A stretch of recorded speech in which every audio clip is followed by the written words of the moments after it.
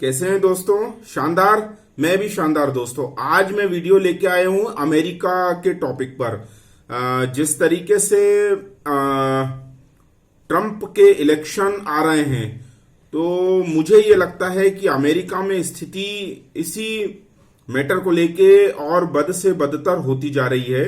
वहां पर क्या हुआ है, मुझे ये अंदेशा लग रहा है कि कम्युनिस्ट चाइना जो है वहां पे भी पेनिट्रेट कर रहा है। जिस तरह से कहीं ना कहीं हमारे यहाँ पीएफआई का जो कनेक्शन निकला, बेंगलुरु में पीएफआई का कनेक्शन निकलेगा, उसके पीछे टर्की और चाइना का ही फंडिंग है। इसी तरीके से अनरेस्ट जो हो रहा है अमेरिका में जो अनरेस्ट हो रहा है, उसके पीछे भी कहीं ना कहीं आपको ये चीज नजर आएगी कि ये जो पैसा है वो वहां से आया होगा वो पैसा, और ये चला होगा। निश्चित इसके पीछे मेरा कहने का मतलब ये है कि यहां पर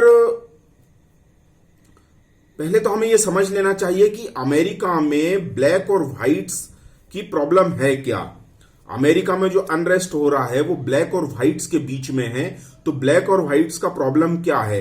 अमेरिका जब सेटल हो रहा था 300-400 साल पहले, तो उस समय क्या हुआ था कि जो व्हाइट लोग थे, जो सेटलर्स हमारे यहाँ आए थे, मतलब जैसे मान लीजिए हमारे यहाँ जो उस समय सी रूट खोजा गया था वास्को डिगामा के द्वारा, तो उससे पहले भी भारत आने के बहुत से प्रयास किए गए। बहुत से लोग जो सी रूट्स ढूंढ के भारत के रास्ते में आ रहे थे, क्योंकि बीच में जो यूरोप और भारत के बीच में ऐसे कबीले बन गए थे जो कि लूटपाट करने लगे थे और बीच के रास्ते थोड़े सेफ नहीं रह गए थे लैंड रूट के। तो उनको सी रूट, बिजनेस के लिए सी रूट ढूंढना बहुत जरूरी हो गया था। तो इस सी रूट को ढूंढने के चक्कर में वो है ना गाना कोलंबस चिट्ठी आई, तो कोलंबस जो है वो ईस्ट में आने की जगह वेस्ट चला गया था। वहां उसने अमेरिका ढूंढ निकाला। तो जितने भी स्पेशली ब्रिटेन, फ्रांस, जर्मनी, जितने भी व्हाइट कलर के लोग हैं, व्हाइट स्किन के, ये लोग वहां जाके बसने लगे। इसी के साथ इनकी जो इंपीरियलिज्म था, साम्राज्यवाद ब्रिटिश का, तो अफ्रीका में भी था। अफ्रीका से भी फिर जब व्हाइट लोगों ने कुछ ये लोगों को वहां ले गए, ब्लैक्स को वहां ले गए, तो शुरू में तो उन्होंने उनसे बेगारी मजदूरी ये करवाई, बंधुआ मजदूरी कराई, गुलाम बना के रखा गया। फिर कालांतर में जब वो ब्लैक कम्युनिटी आई और अमेरिका में डेमोक्रेसी आई, उसके बाद धीरे धीरे सभी को बराबर इक्वल राइट्स मिलने लगे, तो ये लोग भी वहां पर सेटल होते गए। लेकिन इसके बाद भी जो अमेरिका में जब ये ब्लैक और व्हाइट इक्वल राइट्स का ये मूवमेंट चल रही थी, तब भी अमेरिका में एक जो दो पार्ट में बढ़ गए थे जो कि इक्वल राइट्स के फेवर में थे, और कुछ लोग जो थे व्हाइट वाले, मतलब एक पार्टी ब्लैक को और व्हाइट को दोनों को बराबर इक्वलिटी में बिलीव करती थी, अब्राहम लिंकन के नेतृत्व में जब आए थे। और कुछ लोग जो साम्राज्यवादी लोग थे, जो अपने आप को ऊंची क्लास के समझते थे, उन लोगों का ऐसा मानना था कि व्हाइट हमेशा ही ब्लैक्स के ऊपर रहेंगे और इनको गुलाम बनाया जाना ही इनकी नियति है, गुलाम ही रहेंगे ये लोग। तो गुलाम बनाए जाने के ये फेवर में थे। तो उस समय भी बहुत कत्लो गारद हुआ, वहां खून खराबा हुआ, दंगे हुए इस संबंध में। लेकिन एट द एंड जो आज की डेमोक्रेसी है वो जीती वहां पर अमेरिका में, और फिर सारे लोग समान हो गए। वोट वगैरह वो सब बाद में आया, लेकिन अभी भी इसके जो बीज है, विषाक्त बीज, वो अमेरिकन के मन में समाये हुए हैं। भारत में जैसे जातिवाद एक सच्चाई है, वैसे ही अमेरिका में ब्लैक और व्हाइट की प्रॉब्लम है। भारत में जातिवाद जरूर है, लेकिन भारत में जातिवाद के इतने बिटर कण नहीं है, क्योंकि भारत में यदि जातियां भी है तो वो यही की हैं। यानी दो लोगों में भी अगर डिफरेंसेस रहेंगे तो भी वो सदियों से एक साथ एक गांव में रहते आए हैं।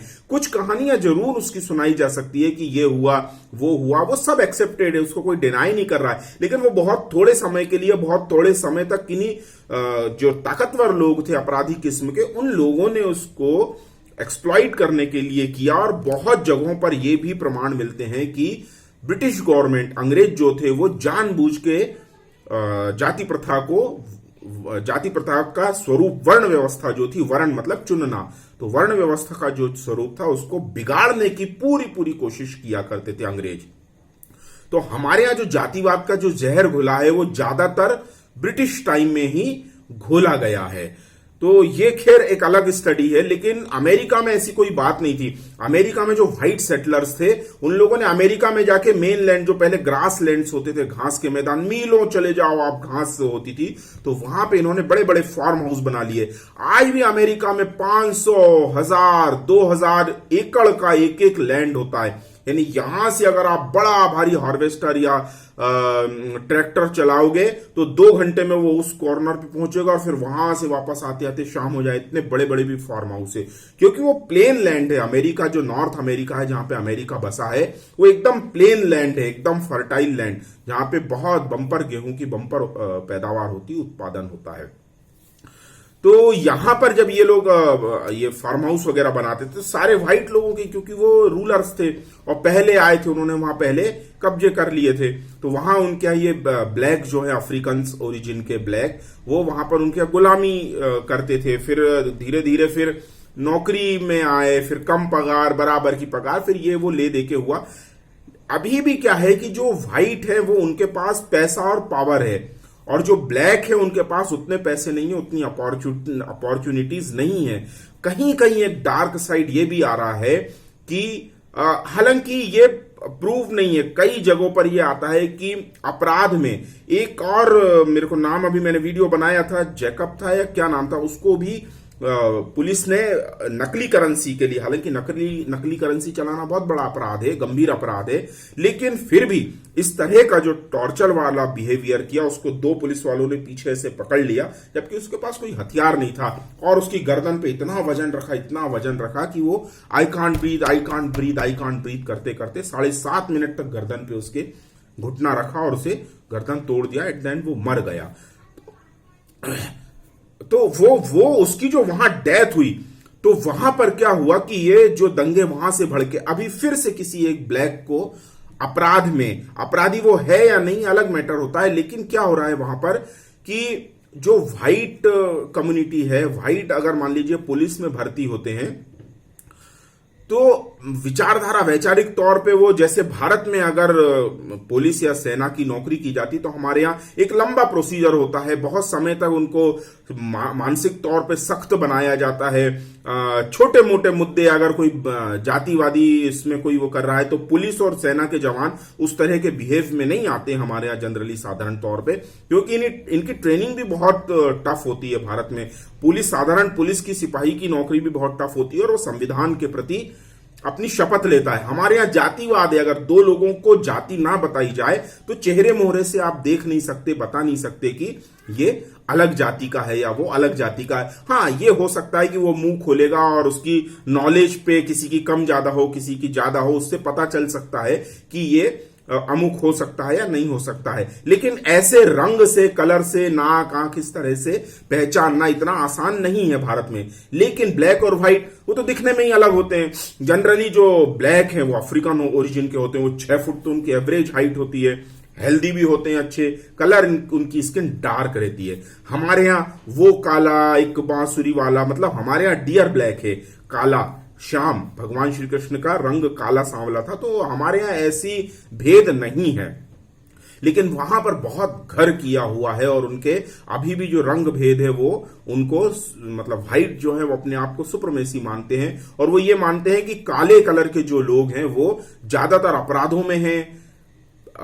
जो स्मगलिंग होती है ड्रग्स की, जितने भी तरह के ड्रग्स हैं वो उसमें उनका मानना है कि मैक्सिको तरफ से ये जो होता है वो ये लोग करते हैं। और फिर इनकी पेइंग कैपेसिटी भी कम है, तो पेइंग कैपेसिटी कम है तो मुझे लगता है अमेरिकन गवर्नमेंट को इनके लिए थोड़ा सा काम करना चाहिए और उनको अच्छे जॉब ऑफर। वैसे तो अमेरिका में कोई कमी नहीं है।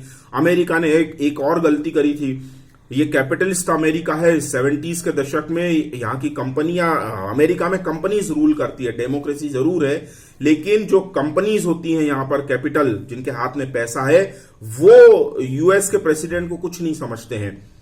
तो यहां पर अमेरिकन कंपनीज ने चाइना का फायदा देखा और चाइना को यूएन की सीट दे दी, और वहां से इस वजह से भी वहां की नौकरीज जो है अमेरिका की, वो चाइना शिफ्ट हो गई थी। तो कहीं ना कहीं ये भी वजह रही हो सकती है कि ब्लैक्स के पास या व्हाइट के भी पास, मान लो 5 व्हाइट है, 3 लोगों को नौकरी है, ब्लैक 5 है, 5 में से 4 लोग बेरोजगार है, एक ही को नौकरी है, तो भेदभाव तो आएगा ना कहीं पर। तो मन में यह आता है कि जिनको नौकरियां हैं, भारत में भी क्या है, गवर्नमेंट जॉब के पीछे लोग भागते, इसीलिए कि अपॉर्चुनिटीज नहीं है।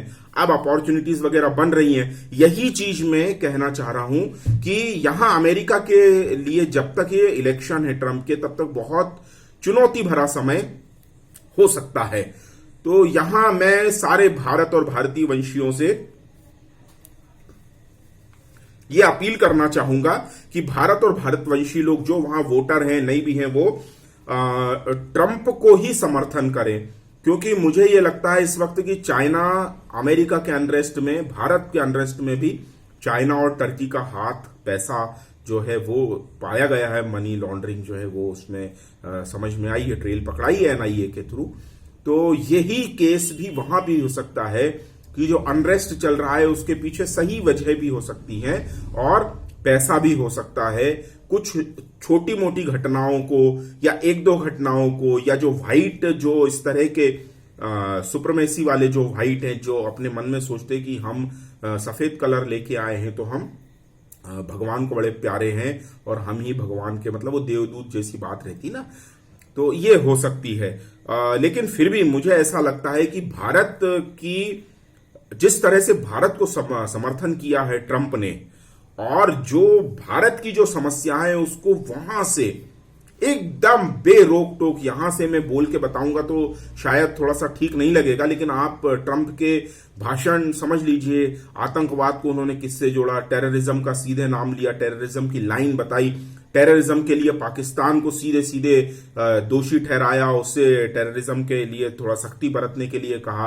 मतलब सही तौर पे आप उसको काम कीजिए, वरना आपको वो FATF में डाल दिया है पाकिस्तान को, इसके बाद वो ब्लैकलिस्ट में ही होगा।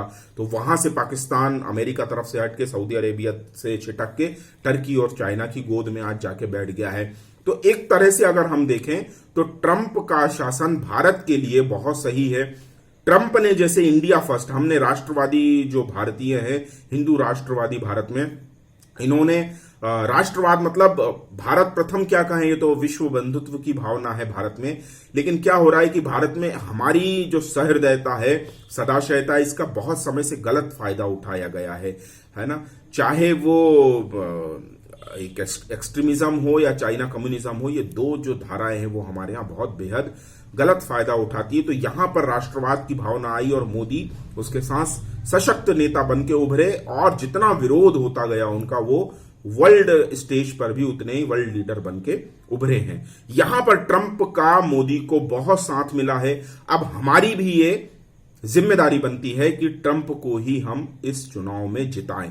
तो मेरा ये, वहां के जितने लोग भी सुन रहे हैं, जहां तक पहुंच रहा है, वो प्लीज ब्लैक व्हाइट की इस लड़ाई से निकलें और कहीं ना कहीं तो एक लाइन खींचे बैलेंसिंग की, कि हाँ ये इतनी लाइन हो सकती है, हम टॉलरेट करेंगे एक लाइन तक, लिमिट तक। और मेरा प्लीज व्हाइट पुलिस से भी जो एक आग्रह है, अपील है अमेरिकन में, कि एकदम हर किसी को आप ऐसी बंदूक ना थमा दीजिए कि 6 महीने की ट्रेनिंग की नहीं और किसी भी नए रंग रूट को, जो घर से ही मान लो व्हाइट सुप्रीमेसी लेकर आया हो, वो उसको गन दे दी तो वो क्या करेगा, वो तो 2 मिनट में गन चला देगा। उसको थोड़ा सा पहले हाथ पैर से कहीं ड्यूटी लगाई जाए, फिर उसको कहीं डंडा लेके रखा जाए जैसे भारत में होता है जनरली, फिर टफ ट्रेनिंग करके उसको माइंड सेट करें स्ट्रांग, फिर बंदूक दें, उसको जिम्मेदारी दें कि ये गन है, इसकी एक शॉट किसी की जिंदगी भी ले सकती है। तो ठीक है दोस्तों, आप मुझे सपोर्ट करें, प्रमोट करें। मेरा वीडियो अगर पसंद आता है तो इसको आप सब्सक्राइब करें। वीडियो हमेशा फ्री रहेगा। जो लोग मुझे सपोर्ट करना चाहते हैं उन्हें मैंने बैंक डिटेल्स इसमें नीचे दे दिए हैं यूट्यूब में, आप उसमें मुझे सपोर्ट कर सकते हैं। Thank you very much. Bharat माता की जय। जय हिंद। वंदे मातरम।